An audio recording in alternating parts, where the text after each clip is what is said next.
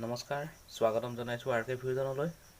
কৃষকসকলৰ বাবে এটা ভাল খবৰ আছে। যিসকল কৃষকে নতুনকৈ PM-Kisanত আবেদন কৰিছিলে সেইসকলৰ বাবে ভাল খবৰ আছে।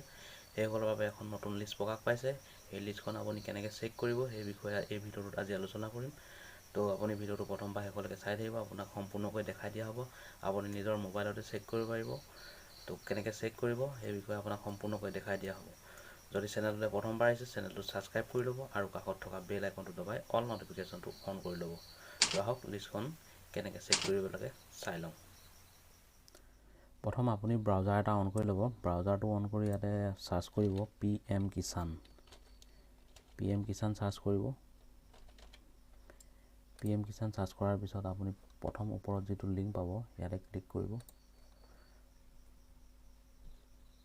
ইয়াতে ক্লিক কৰাৰ পিছত আপুনি অকণমান তললৈ যাব, স্ক্ৰল ডাউন কৰি।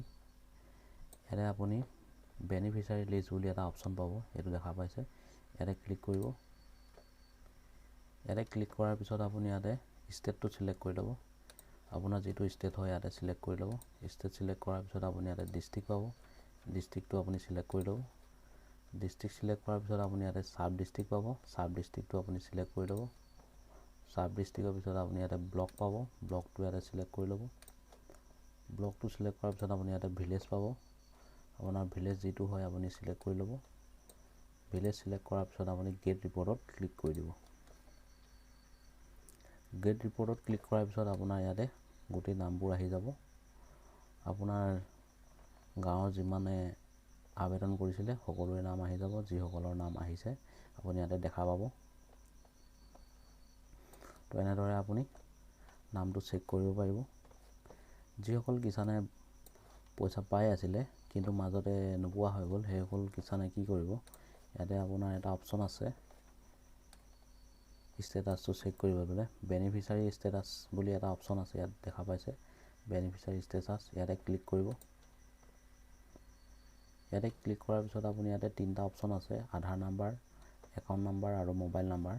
এই তিনিটাৰ আপুনি কোনোবা এটা মাৰি আপুনি ডাটাটো চেক কৰিব পাৰিব আপোনাৰ ষ্টেটাছটো। ইয়াতে আধাৰ নাম্বাৰ মাৰিলে শ্ব' হ'ব, নহ'লে আপোনাৰ একাউণ্ট নাম্বাৰ মাৰিলেও হ'ব। ইয়াতে আপুনি গেট ডাটাত ক্লিক কৰি আপোনাৰ ষ্টেটাছটো চেক কৰিব পাৰিব।